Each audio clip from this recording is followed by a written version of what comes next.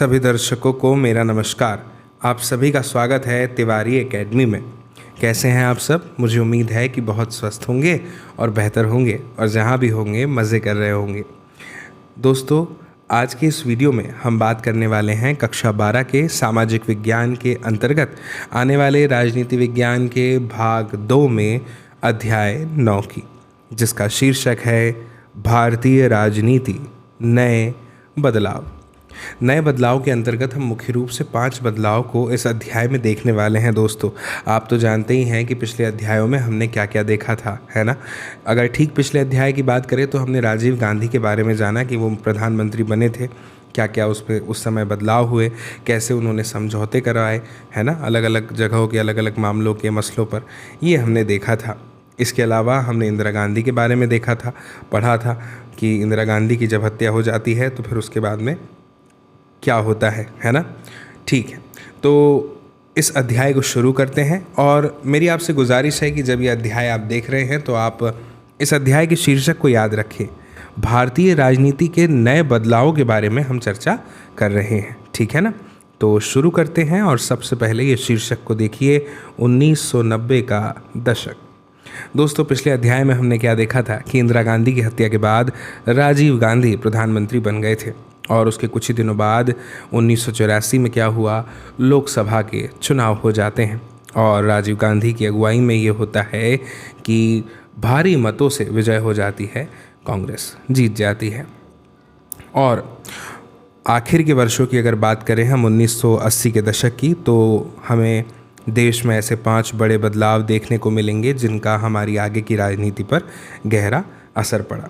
सबसे पहले बात करते हैं पहले बदलाव की। तो पहला ये है कि इस दौर की महत्वपूर्ण घटना एक जो है वो 1989 के चुनाव में कांग्रेस की हार है। कांग्रेस हार जाती है और जिस पार्टी ने 1984 में लोकसभा की, सोचिएगा दोस्तों, थोड़ा ध्यान से आंकड़ों को सुनिएगा, कि 415 सीटें जीती थी। कब? 1984 में। और उसके बाद का जो चुनाव था उसमें महज 197 सीटें जीत सकी। 191 में एक बार फिर मध्य अवधि चुनाव हुए और कांग्रेस इस बार अपना आंकड़ा सुधारते हुए सत्ता में आ जाती है। बहरहाल अगर बात करें दोस्तों तो 1989 में ही उस परिघटना की समाप्ति हो गई थी जिसे राजनीति विज्ञानी अपनी खास शब्दावली में कांग्रेस प्रणाली कहते हैं। समझ गए ना आप? हम तो शुरुआत से देखते आ रहे हैं नेहरू जी से, है ना। ठीक है, अब समझिए, ये बात तो दोस्तों बिल्कुल ही प्रकट है क्या कि जो कांग्रेस है वो एक महत्वपूर्ण पार्टी के रूप में कायम रही, है ना। और 1989 की अगर बात करें 1989 की, तो इसके बाद भी क्या हुआ दोस्तों, देश पर किसी अन्य पार्टी के बजाय उसका शासन जो है वो ज़्यादा दिनों तक के रहा। लेकिन क्या बात है कि जो दलीय प्रणाली है इसके भीतर जैसी प्रमुखता इसे पहले के दिनों में हासिल थी वैसी अब नहीं रही। देखिए, Congress government Amul the majority vote. Congress नेता सीताराम केसरी ने देवगौड़ा की संयुक्त मोर्चा सरकार से अपना समर्थन वापस ले लिया। अब सुनिएगा दोस्तों, दूसरा बड़ा बदलाव जो है वो राष्ट्रीय राजनीति में मंडल मुद्दे का उदय था। 1990 की बात करें तो राष्ट्रीय मोर्चे की नई सरकार ने मंडल आयोग की सिफारिशों को लागू किया और इन्हीं सिफारिशों के अंतर्गत प्रावधान क्या किया गया कि केंद्र सरकार की नौकरियों में अन्य पिछड़ा वर्ग का आरक्षण जो है वो अन्य पिछड़ा वर्ग को दिया जाएगा, यानी रिजर्वेशन। अब सरकार ने ऐसा फैसला लिया तो इस फैसले से क्या हुआ, देश के अलग अलग भागों में मंडल विरोधी हिंसक प्रदर्शन हुए। अन्य पिछड़ा वर्ग को मिले आरक्षण के समर्थक और जो विरोधी थे उनके बीच में विवाद हुआ और उनके बीच चले विवाद को मंडल मुद्दा कहा जाता है।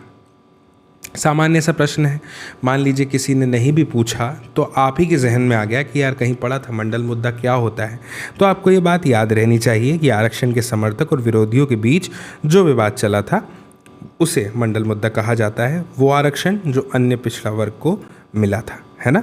दोस्तों, 1989 के बाद की राजनीति में अहम भूमिका जो है इस मुद्दे ने निभाई। तीसरा जो है वो क्या है, विभिन्न सरकारों ने इस दौर में, देखिए आपको ये तो पता है ना कि हम 5 उन बड़े कारणों की बात कर रहे हैं जिनके असर हुआ भारतीय राजनीति में, नए बदलाव जिनकी हम बात कर रहे हैं। तो अभी हमने 2 देख लिया, तीसरा क्या है कि विभिन्न सरकारों ने इस दौर में क्या किया, जो आर्थिक नीतियाँ अपनाई थी ना, वो बुनियादी तौर पर अगर बात करें तो बदल चुकी थी दोस्तों। इसे ढांचागत समायोजन कार्यक्रम या फिर कह लीजिए कि नए आर्थिक सुधार के नाम से जाना गया। इसकी जो शुरुआत है, अच्छा इस ऐड को देखिए क्या लिखा है, caste no bar, class no bar, Amul बार बार, Amul butter every Mandal's choice. अब समझिए,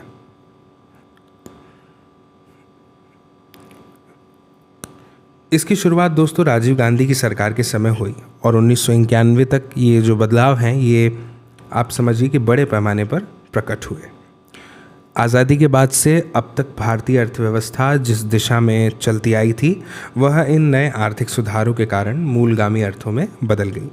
नई आर्थिक नीतियों की विभिन्न आंदोलनों और संगठनों की तरफ से भरपूर आलोचना हुई। बहरहाल दोस्तों, इस अवधि में जितनी भी सरकारें बनी सब ने नई आर्थिक नीति पर अमल जो है वो जारी रखा। चौथा क्या है दोस्तों कि घटनाओं के एक सिलसिले की परिणति अयोध्या में स्थित एक विवादित ढांचे बाबरी मस्जिद के रूप में, जो कि प्रसिद्ध है, उसके विध्वंस के रूप में हुई। अब ये घटना 1992 के दिसंबर महीने में घटी। इस घटना ने दोस्तों देश की राजनीति में कई परिवर्तनों को जन्म दिया और उनका प्रतीक बन गई। इस घटना से दोस्तों भारतीय राष्ट्रवाद और धर्मनिरपेक्षता पर बहस बहुत तेज हो गई। इन बदलावों का संबंध भाजपा के उदय और हिंदुत्व की राजनीति से है। इस सिलसिले की आखिरी बात यह है दोस्तों कि मई 1991 में राजीव गांधी की हत्या कर दी गई और इसके परिणाम से क्या हुआ, कांग्रेस पार्टी के नेतृत्व में परिवर्तन हो गया। दोस्तों देखिए क्या लिखा है, ईश्वर अल्लाह तेरो नाम, सबको सन्मति दे भगवान। दोस्तों राजीव गांधी चुनाव अभियान के सिलसिले में तमिलनाडु के दौरे पर थे और तभी क्या हुआ, लिट्टे से जुड़े श्रीलंकाई तमिलों ने क्या कर दिया, उनकी हत्या कर दी। फिर समय आया 1991 का, तो उसके चुनाव में कांग्रेस सबसे बड़ी विजय पार्टी के रूप में सामने आई। राजीव गांधी की मृत्यु के बाद कांग्रेस पार्टी ने नरसिम्हा राव को अपना प्रधानमंत्री चुना। कांग्रेस का नेतृत्व कई बार सुर्खियों में छाया रहा। अब इसके बाद युग आता है दोस्तों गठबंधन का युग। समझिएगा, समय 1989। इसके चुनाव में कांग्रेस पार्टी की हार हुई थी, लेकिन इसका मतलब ये नहीं है कि किसी दूसरी पार्टी को इस चुनाव में बहुमत मिल गया था। कांग्रेस अब भी लोकसभा में सबसे बड़ी पार्टी थी, लेकिन बहुमत में न होने के कारण उसने विपक्ष में बैठने का फैसला कर लिया। राष्ट्रीय मोर्चे को ये मोर्चा जनता दल और कुछ अन्य क्षेत्रीय दलों को मिलाकर के बना था। दोस्तों परस्पर विरुद्ध दो राजनीतिक समूहों भाजपा और वाम मोर्चे ने समर्थन दिया था। इस समर्थन के आधार पर राष्ट्रीय मोर्चा ने एक गठबंधन सरकार बनाई, लेकिन इसमें भाजपा और वाम मोर्चे ने शिरकत नहीं की। देखिए क्या लिखा है, वीपी सिंह के नेतृत्व वाली राष्ट्रीय मोर्चा सरकार को वाम मोर्चा, यहाँ प्रतीक रूप में ज्योति बसु, और भाजपा, यहाँ प्रतीक रूप में एल.के. आडवाणी ने समर्थन दिया था। ये दोनों कह रहे हैं कि हम सरकार को बाहर से समर्थन देंगे। अब पढ़ते हैं क्या, ये शीर्षक को भी ध्यान से देखिए, कांग्रेस का पतन। दोस्तों कांग्रेस की हार के साथ भारत की दलीय व्यवस्था से उसका दबदबा खत्म हो गया। अध्याय 5 में कांग्रेस प्रणाली की पुनर्स्थापना की चर्चा की गई थी, है ना, हमने देखा था, याद भी है हमें चर्चा। 1960 के दशक में अंतिम वर्षों में कांग्रेस के एक छत्र राज को चुनौती मिली थी, लेकिन इंदिरा गांधी के नेतृत्व में कांग्रेस ने क्या किया, भारतीय राजनीति पर अपना प्रभुत्व फिर से कायम किया। दोस्तों 90 के दशक में कांग्रेस की अग्रणी हैसियत को एक बार फिर चुनौती मिल गई। बहरहाल इसका मतलब ये नहीं है कि कांग्रेस की जगह कोई दूसरी पार्टी प्रमुख हो गई, ये तो अपने अभी देखा है ना। ठीक है, अब समझते हैं और अच्छे से आगे बढ़ते हुए।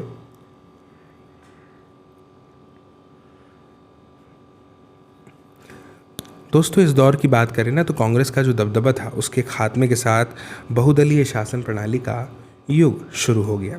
अब ये तो निश्चित ही है कि अपने देश में अनेक पार्टियां चुनाव लड़ती आई है ना। हमारी संसद में हमेशा कई दलों के सांसद भी रहे हैं। 1989 के बाद एक नई बात भी देखने में आई। अब कई पार्टियां जो हैं वो इस तरह उभरी कि किसी एक दो पार्टी को ही अधिकांश वोट या सीट नहीं मिल पाते थे। अब इसका तो एक ही मतलब हुआ ना दोस्तों कि 1989 के बाद से लोकसभा के चुनाव में कभी भी किसी एक पार्टी को 2014 तक पूर्ण बहुमत नहीं मिला। अब इस बदलाव के साथ केंद्र में गठबंधन सरकारों का दौर शुरू हो गया और क्षेत्रीय पार्टियों ने गठबंधन सरकार बनाने में महत्वपूर्ण भूमिका निभाई।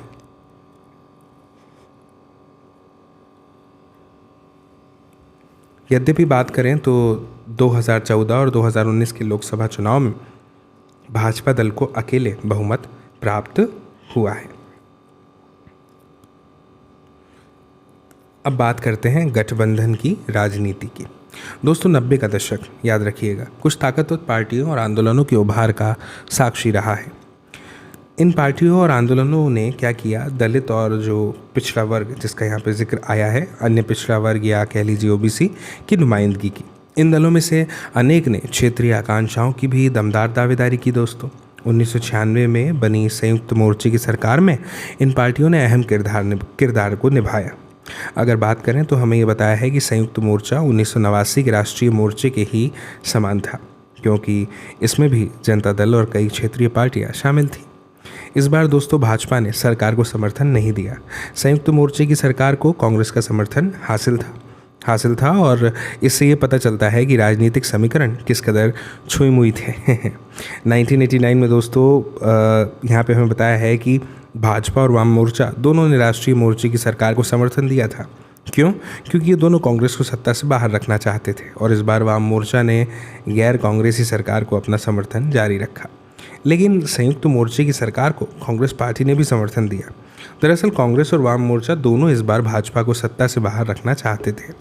बहरहाल दोस्तों इन्हें ज़्यादा दिनों तक सफलता तो नहीं मिली और भाजपा ने क्या किया, 1991 और 96 के चुनाव में अपनी स्थिति लगातार मजबूत की। 1996 के चुनाव में ये सबसे बड़ी पार्टी बनकर उभर गई। इसी नाते भाजपा को सरकार बनाने का न्योता मिला। लेकिन अधिकांश दल की बात करें, भाजपा की नीतियों के खिलाफ थे और यही वजह थी दोस्तों जिससे भाजपा की सरकार लोकसभा में बहुमत हासिल नहीं कर सकी थी। आखिरकार दोस्तों भाजपा एक गठबंधन यानी राष्ट्रीय जनतांत्रिक गठबंधन राजग, आगे हम इस नाम को राष्ट्रीय जनतांत्रिक गठबंधन को राजग के नाम से जानेंगे, ठीक है। भाजपा एक गठबंधन के अगुआ के रूप में सत्ता में आ गई और 1998 का जो मई था उससे 1999 के जून तक ये सत्ता में रही। फिर 1999 के अक्टूबर में इस गठबंधन ने दोबारा सत्ता हासिल की। राजग का मतलब मैंने आपको अभी क्या बताया था, राष्ट्रीय जनतांत्रिक गठबंधन। इन दोनों सरकारों में अटल बिहारी वाजपेयी प्रधानमंत्री बने।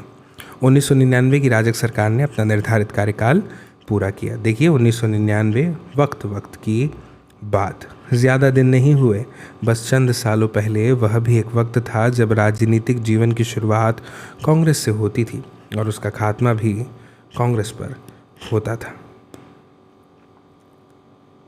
एक पार्टी के प्रभुत्व के दौर से लेकर बहुदलीय गठबंधन प्रणाली तक के सफ़र पर एक कार्टूनिस्ट की नज़र। इस तरह 1989 के चुनाव से भारत में गठबंधन की राजनीति के एक लंबे दौर की शुरुआत हुई। इसके बाद से केंद्र में 11 सरकारें बनी। ये सभी या तो गठबंधन की सरकारें थी या फिर कह लीजिए कि दूसरे दलों के समर्थन पर टिकी अल्पमत की सरकारें थीं, जो इन सरकारों में शामिल नहीं हुए। दोस्तों इस नए दौर में कोई सरकार क्षेत्रीय पार्टियों की साझेदारी या कह लीजिए कि उनके समर्थन से ही बनाई जा सकती थी। अब यह बात 1989 के राष्ट्रीय मोर्चा सरकार, 1996 और 1997 की संयुक्त मोर्चा सरकार, 1998 और 99 की राजग और 2004 और 2009 की संपर्क सरकार पर समान रूप से लागू होती है। हालांकि दोस्तों 2014 में ये जो प्रवृत्ति थी ना, ये बदल गई है। अब देखते हैं दोस्तों हम कि अभी तक जो हमने देखा ना, उसे इस बदलाव के साथ जोड़कर कैसे देखेंगे, इसको देखने की कोशिश करते हैं। अब ऐसा माना जा सकता है ना कि गठबंधन सरकारों का जो युग है वो लंबे समय से जारी कुछ प्रवृत्तियों की परिणति है, कुछ परिणाम है उन प्रवृत्तियों का।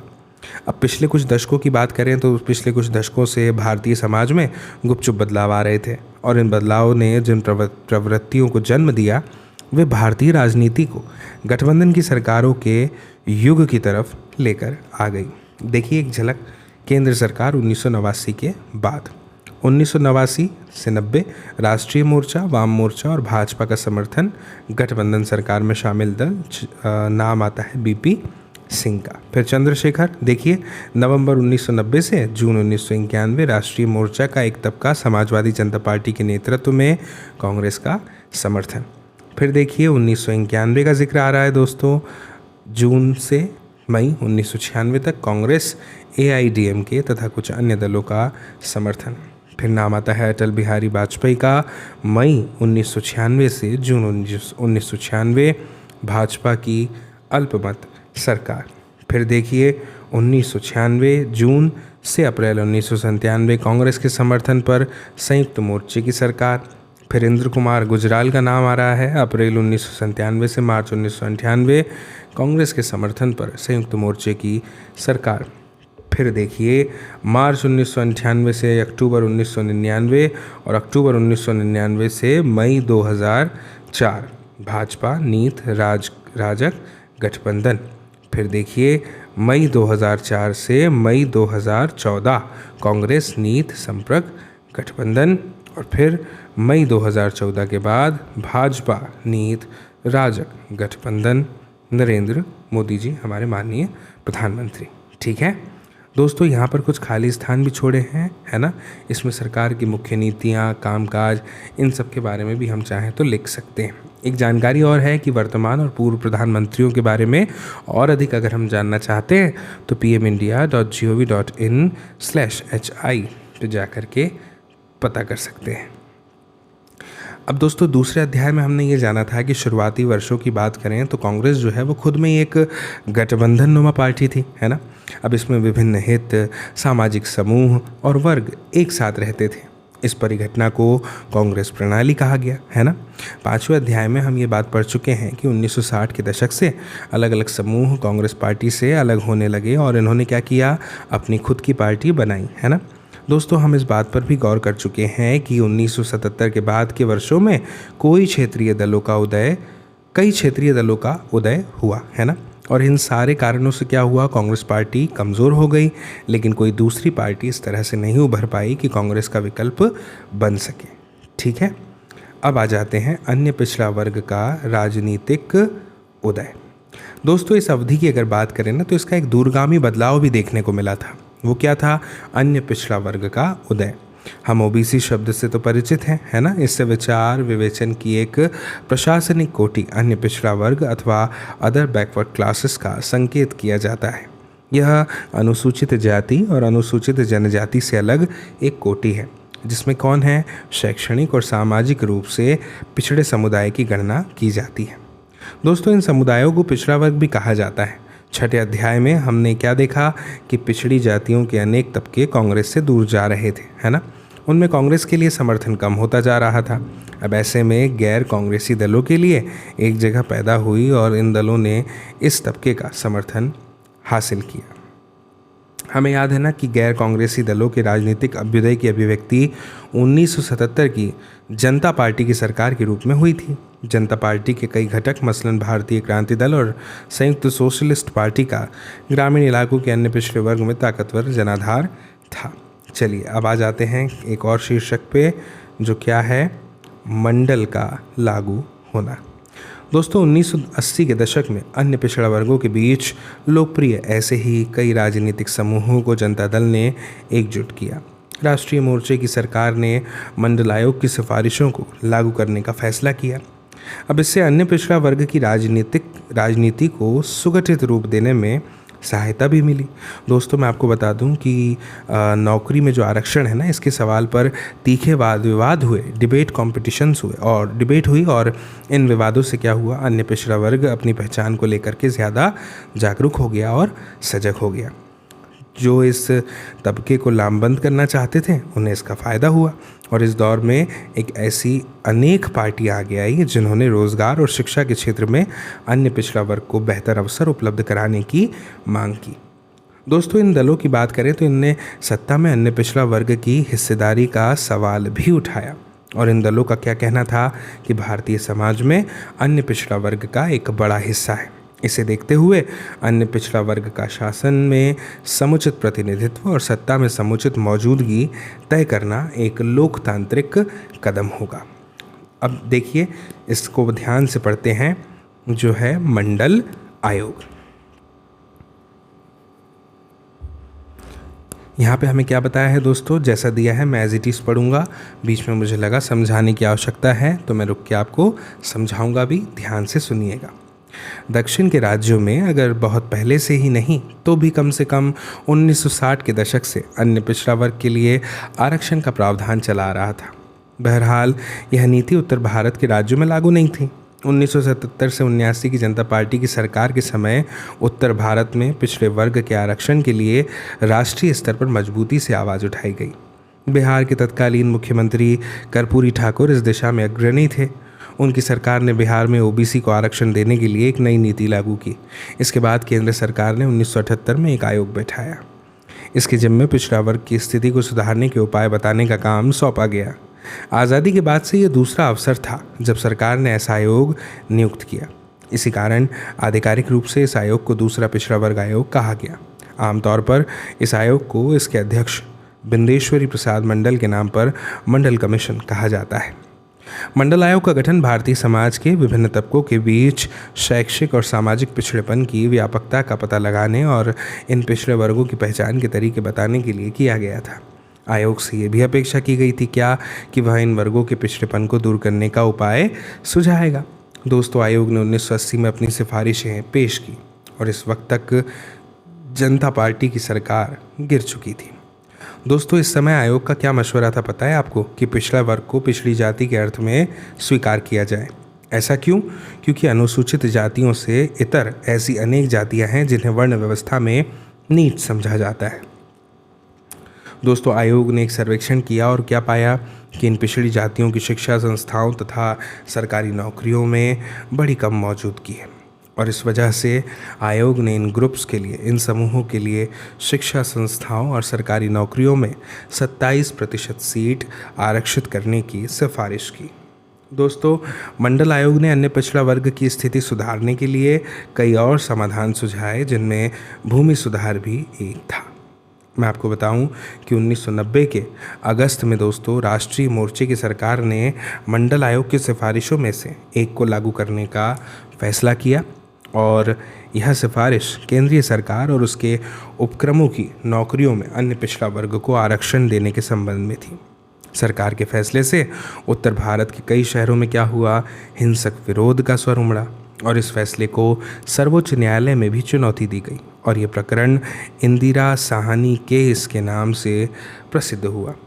दोस्तों, सरकार के फैसले के खिलाफ अदालत में जिन लोगों ने अर्जी दायर की थी उनमें एक नाम इंदिरा साहनी का भी था। 1992 की बात करें तो उसके नवंबर में सर्वोच्च न्यायालय ने सरकार के निर्णय को सही ठहराया और अपना फैसला सुनाया।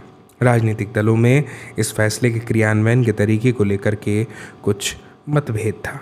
बहरहाल दोस्तों, अन्य पिछड़ा वर्ग को आरक्षण देने के मसले पर देश के सभी बड़े राजनीतिक दलों में सहमति थी। ये देखिए, बीपी मंडल 1918 से 1982, 1967 से 1970 और 1977 से 1979 में बिहार के सांसद चुने गए। दूसरा पिछड़ा वर्ग आयोग की अध्यक्षता की। इस आयोग ने अन्य पिछड़ा वर्ग को आरक्षण देने की सिफारिश की। बिहार के समाजवादी नेता 1968 में 1.5 माह तक बिहार के मुख्यमंत्री पद पर रहे और 1977 में जनता पार्टी में शामिल हुए।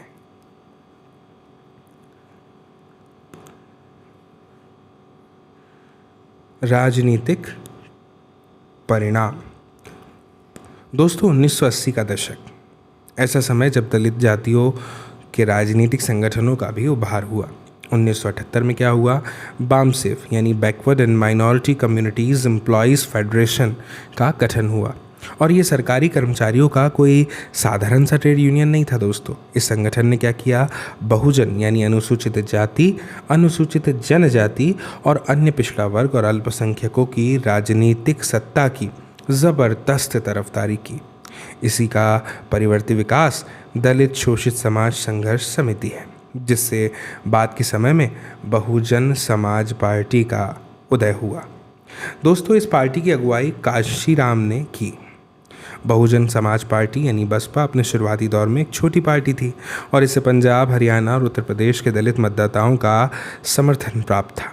लेकिन दोस्तों, अगर बात करें 1989 और 91 के चुनाव की, तो इन चुनावों में इस पार्टी को उत्तर प्रदेश में सफलता मिली। आज़ाद भारत में यह पहला मौका था दोस्तों जब कोई राजनीतिक दल मुख्य रूप से दलित मतदाताओं के समर्थन के बूते पर ऐसी राजनीतिक सफलता हासिल कर पाया था। दरअसल काशीराम के नेतृत्व में बसपा ने अपना संगठन की बुनियाद व्यवहार केंद्रित नीतियों पर रखी थी। बहुजन यानी अनुसूचित जाति, अनुसूचित जनजाति और अन्य पिछड़ा वर्ग और धार्मिक अल्पसंख्यक देश की आबादी में सबसे ज़्यादा हैं और संस्था के लिहाज से एक मजबूत राजनीतिक ताकत का रूप ले सकते हैं, है ना। बसपा के आत्मविश्वास को इस तथ्य से बड़ा बल मिला था। इसके बाद बसपा राज्य में एक बड़ी राजनीतिक ताकत के रूप में उभरी और उसने एक से ज़्यादा बार यहाँ सरकार बनाई। दोस्तों, इस पार्टी का सबसे ज़्यादा समर्थन दलित मतदाता करते हैं, लेकिन अब इसने समाज के विभिन्न वर्गों के बीच अपना जनाधार बढ़ाना शुरू किया है। भारत के कई हिस्सों में दलित राजनीति और अन्य पिछड़ा वर्ग की राजनीति ने स्वतंत्र रूप धारण किया है और इन दोनों के बीच अक्सर प्रतिस्पर्धा यानी कंपटीशन भी चलता है। ये देखिए, काशीराम 1934 से 2006 बहुजन समाज के सशक्तिकरण के प्रतिपादक और बहुजन समाज पार्टी यानी बसपा के संस्थापक, सामाजिक और राजनीतिक कार्य के लिए केंद्र सरकार की नौकरी से इस्तीफा, बामसेफ, DS4 और अंततः 1984 में बसपा की स्थापना, कुशाग्र रणनीतिकार, आप राजनीतिक सत्ता को सामाजिक समानता का आधार मानते थे, उत्तर भारत के राज्यों में दलित राजनीति के संगठन करता।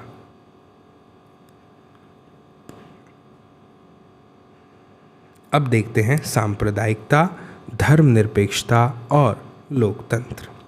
समझिएगा, इस दौर में दोस्तों एक और दूरगामी बदलाव आया, वो है धार्मिक पहचान पर आधारित राजनीति का उदय। दोस्तों, इसने क्या किया? धर्मनिरपेक्षता और लोकतंत्र के बारे में बहसों को सरगर्म किया। हमने छठे अध्याय में पढ़ा था कि आपातकाल के बाद भारतीय जनसंघ जनता पार्टी में शामिल हो गया था। जनता पार्टी के पतन और बिखराव के बाद भूतपूर्व जनसंघ के समर्थकों ने 1980 में भारतीय जनता पार्टी भाजपा बनाई। शुरू में भाजपा ने जनसंघ की अपेक्षा कहीं ज़्यादा बड़ा राजनीतिक मंच अपनाया। इसने गांधीवादी समाजवाद को अपनी विचारधारा के रूप में स्वीकार किया। बहरहाल भाजपा को 1980 और 1984 के चुनाव में खास सफलता नहीं मिली। 1986 के बाद इस पार्टी ने अपनी विचारधारा में हिंदू राष्ट्रवाद के तत्व पर जोर देना शुरू किया। भाजपा ने हिंदुत्व की राजनीति का रास्ता चुना और हिंदुओं को लामबंद करने की रणनीति अपनाई। दोस्तों, हिंदुत्व अथवा हिंदूपन शब्द को वीडी सावरकर ने गढ़ा था और इसको परिभाषित करते हुए उन्होंने इसे भारतीय और उनके शब्दों में हिंदू राष्ट्र की बुनियाद बताया। उनके कहने का तो आशय यही था कि भारत राष्ट्र का नागरिक वही हो सकता है जो भारत भूमि को न सिर्फ पितृभूमि बल्कि अपनी पुण्य भूमि भी स्वीकार करे। हिंदुत्व के समर्थकों का तर्क है कि मजबूत राष्ट्र सिर्फ एकीकृत राष्ट्रीय संस्कृति की बुनियाद पर ही बनाया जा सकता है।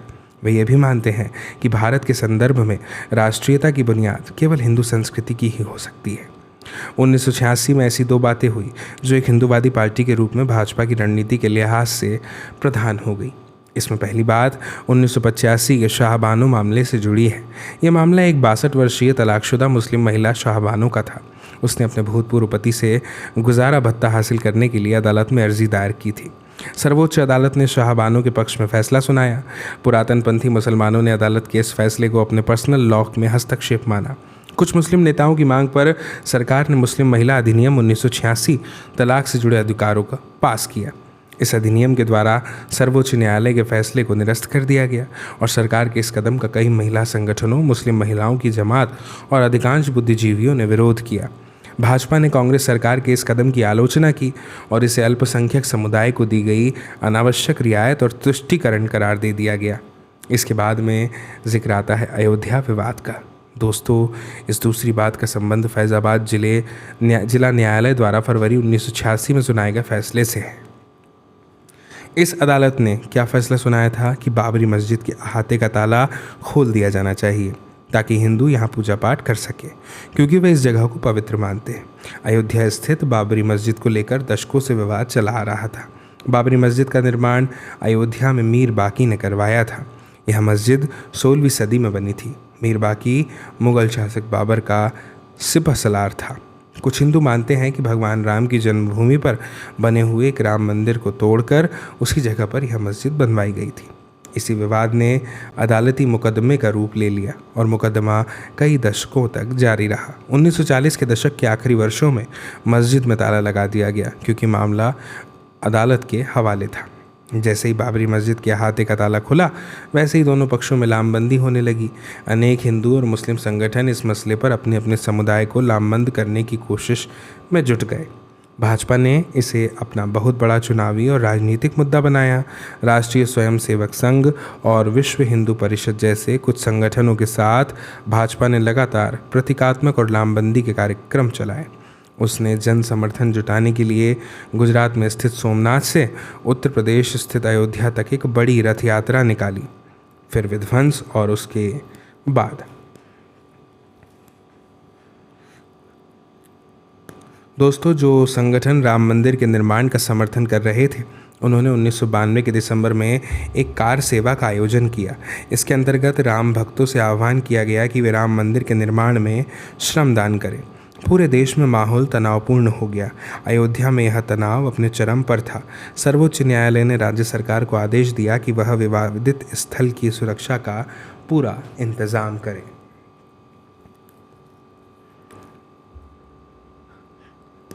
बहरहाल 6 दिसंबर 1992 को देश के विभिन्न भागों से लोग आ जुटे और इन लोगों ने मस्जिद को गिरा दिया। मस्जिद के विध्वंस की खबर से देश के कई भागों में हिंदू और मुसलमानों के बीच झड़प हुई। 1993 के जनवरी में एक बार फिर मुंबई में हिंसा भड़की और अगले 2 हफ्तों तक जारी रही। अयोध्या की घटना से कई बदलाव आए।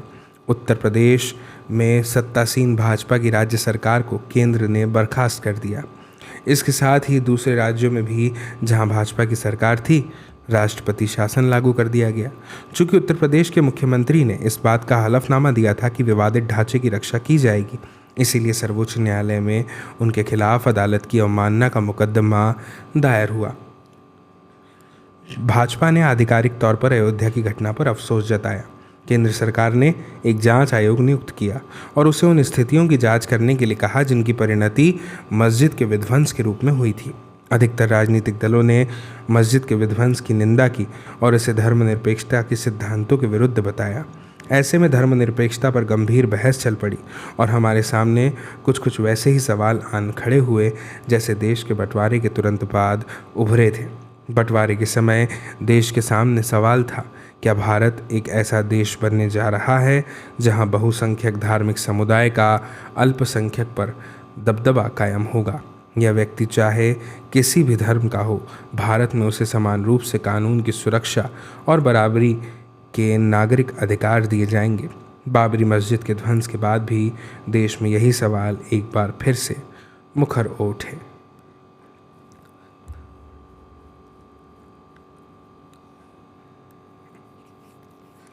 मैं आपके सामने ये पढ़ता हूँ। मुख्य न्यायाधीश वेंकट चलैया और न्यायमूर्ति GN रे, सर्वोच्च न्यायालय। क्या है? इन कार्यवाहियों से उन विनाशकारी घटनाओं की अनुगूंज सुनाई देती है जिसकी परिणति 6 दिसंबर 1992 के दिन अयोध्या स्थित राम जन्मभूमि बाबरी मस्जिद के विवादित ढांचे के ध्वंस में हुई थी। हजारों निर्दोष नागरिकों ने जान गंवाई, धन संपत्ति का भारी नुकसान हुआ और इससे भी भारी क्षति तो यह हुई कि इस महान भूमि की छवि को अंतर्राष्ट्रीय फलक पर धक्का पहुंचा कि यहाँ विभिन्न समुदायों के बीच सहिष्णुता, विश्वास और भाईचारे की महान परंपरा का पालन संरक्षण किया जाता रहा है।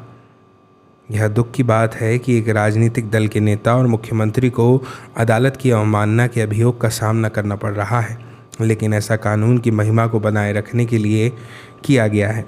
हम उसे अदालत की अवमानना का दोषी करार देते हैं, चूँकि इस अवमानना से ऐसे बड़े मुद्दे जुड़े हैं जिनका असर हमारे राष्ट्र के धर्मनिरपेक्ष ताने बाने की बुनियाद पर पड़ता है। इसलिए हम उसे एक दिन के प्रतीकात्मक कारावास का दंड भी देते हैं।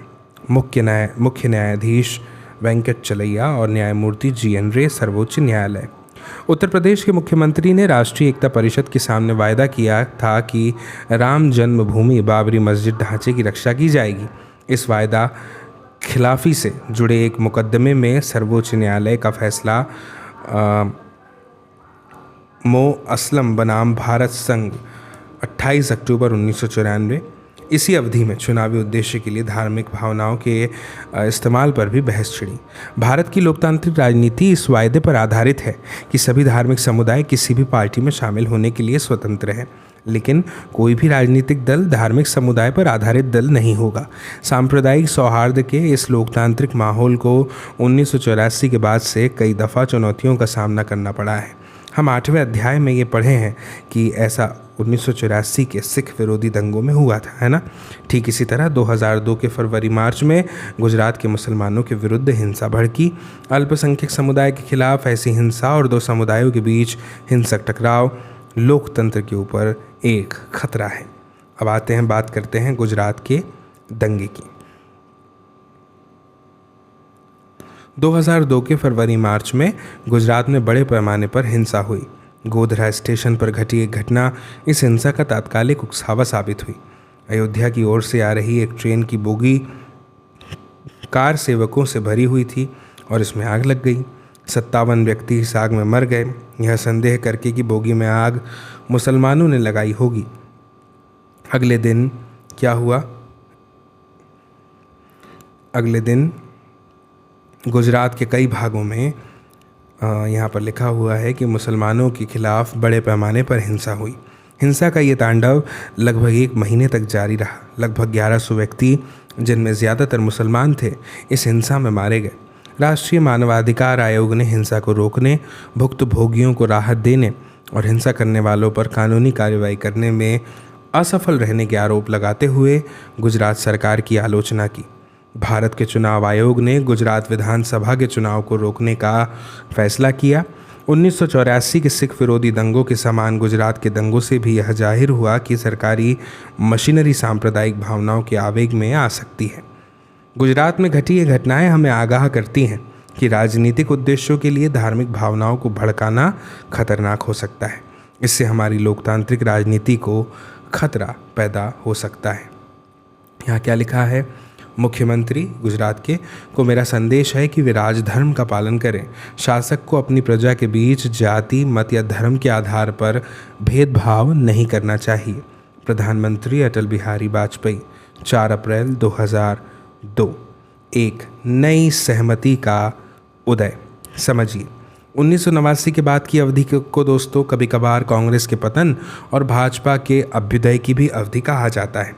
यदि हम इस दौर की राजनीति के जटिल चरित्र को समझना चाहते हैं तो हमें कांग्रेस और भाजपा की चुनावी हार जीत की तुलना करनी पड़ेगी। ठीक है ना दोस्तों? गौर करने वाली बात जो भी हमने यहाँ पर देखी है, तालिका दी हुई है।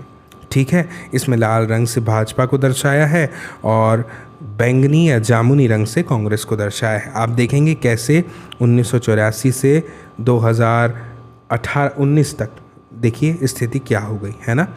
ठीक है, अब दोस्तों समझिए 2004 के लोकसभा चुनाव। 2004 के चुनाव में कांग्रेस भी पूरे जोर के साथ गठबंधन में शामिल हुई। राजग की हार हुई और संयुक्त प्रगतिशील गठबंधन संपर्क की सरकार बनी। इस गठबंधन का नेतृत्व कांग्रेस ने किया। संपर्क को वाम मोर्चा ने समर्थन दिया और 2004 के चुनाव में एक हद तक कांग्रेस का क्या हुआ? पुनरुत्थान भी हुआ। 1991 के बाद इस दफ़ा पार्टी की सीटों की संख्या एक बार फिर बढ़ी। बहरहाल 2004 के चुनाव में राजग और संपर्क को मिले कुल वोटों का अंतर बड़ा कम था। इस तरह दलीय प्रणाली 70 के दशक की तुलना में एकदम ही बदल गई। 1990 के दशक के बाद से हमारे सामने जो राजनीतिक प्रक्रिया आकार ले रही है उसमें हम मुख्य रूप से 4 तरह की पार्टियों के उभार को पढ़ सकते हैं। कांग्रेस के साथ गठबंधन में शामिल दल, भाजपा के साथ गठबंधन में शामिल दल, वाम मोर्चा के दल और कुछ ऐसे दल जो इन तीनों में से किसी भी में शामिल नहीं हैं। इस स्थिति से लोग संकेत मिलते हैं कि राजनीतिक मुकाबला बहुकोणीय होगा। इन स्थितियों का एक तकाजा राजनीतिक विचारधाराओं में हेरफेर भी है। अब देखिए बढ़ती सहमति। बहरहाल अनेक महत्वपूर्ण मसलों पर अधिकतर दलों के बीच एक व्यापक सहमति है। कड़े मुकाबले और बहुत से संघर्षों के बावजूद अधिकतर दलों के बीच एक सहमति उभरती भी जान पड़ रही है। इस सहमति में 4 बातें हैं। पहला, नई आर्थिक नीति पर सहमति। कई समूह नई आर्थिक नीति के खिलाफ हैं, लेकिन ज़्यादातर राजनीतिक दल इन नीतियों के पक्ष में हैं।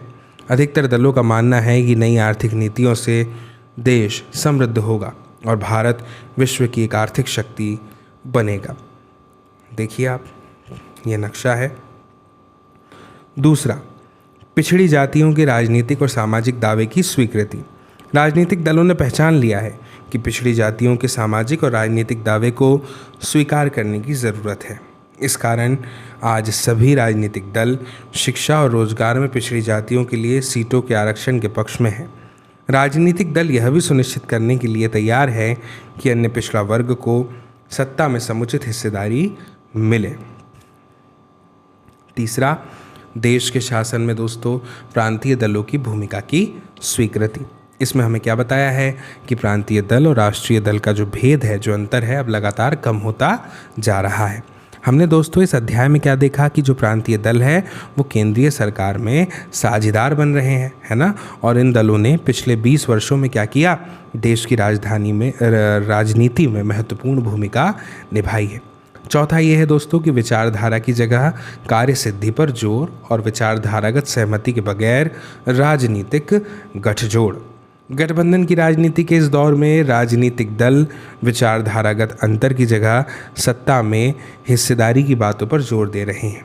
जो मिसाल के लिए अधिकतर दल भाजपा की हिंदुत्व की विचारधारा से सहमत नहीं है, लेकिन ये दल भाजपा के साथ गठबंधन में शामिल हुए और सरकार बनाई जो 5 वर्ष तक चली।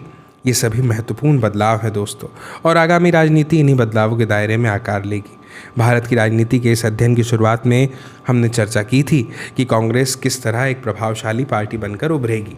इस स्थिति से चलकर अब हम एक ऐसे पड़ाव पर पहुँचे हैं जहाँ राजनीतिक प्रतिस्पर्धा कहीं ज़्यादा तेज है।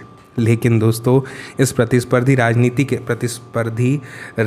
के बीच में मुख्य राजनीतिक दलों में कुछ एक मसलों पर सहमति है। अगर राजनीतिक दल इस सहमति के दायरे में सक्रिय हैं तो जन आंदोलन और संगठन विकास के नए रूप, स्वप्न और तरीकों की पहचान कर रहे हैं। गरीबी, विस्थापन, न्यूनतम मजदूरी, आजीविका और सामाजिक सुरक्षा के मसले जन आंदोलनों के जरिए राजनीतिक एजेंडे के रूप में सामने आ रहे हैं। ये आंदोलन दोस्तों राज्य को उसकी जिम्मेदारियों के प्रति सचेत कर रहे हैं। इसी तरह से लोग जाति, लिंग, वर्ग और क्षेत्र के संदर्भ में न्याय और लोकतंत्र के मुद्दे उठा रहे हैं। हम विश्वास से कह सकते हैं कि भारत में लोकतांत्रिक राजनीति जारी रहेगी और यह राजनीति इस अध्याय में वर्णित कुछ चीज़ों के मंथन के बीच आकार ग्रहण करेगी। 17वीं लोकसभा में विभिन्न दलों की स्थिति आप देख सकते हैं। ठीक है, यहाँ पर आंकड़ों से भी बताया गया है। दोस्तों मुझे उम्मीद है कि आपको यह अध्याय ज़रूर समझ में आया होगा और ये वीडियो भी पसंद आया होगा। अगर ऐसा है तो मेरी आपसे अपेक्षा है कि आप ज़रूर इस वीडियो की लिंक को शेयर करें, साझा करें अपने दोस्तों, मित्रों, साथियों, सहपाठियों, परिजनों के साथ, ताकि वे लोग भी देख पाएँ इस वीडियो को और समझ पाएँ इस जानकारी को। बाकी आपसे मेरी जल्दी मुलाकात होगी अगले किसी अध्याय में, अगले वीडियो में। तब तक के लिए आप सभी को मेरा नमस्कार।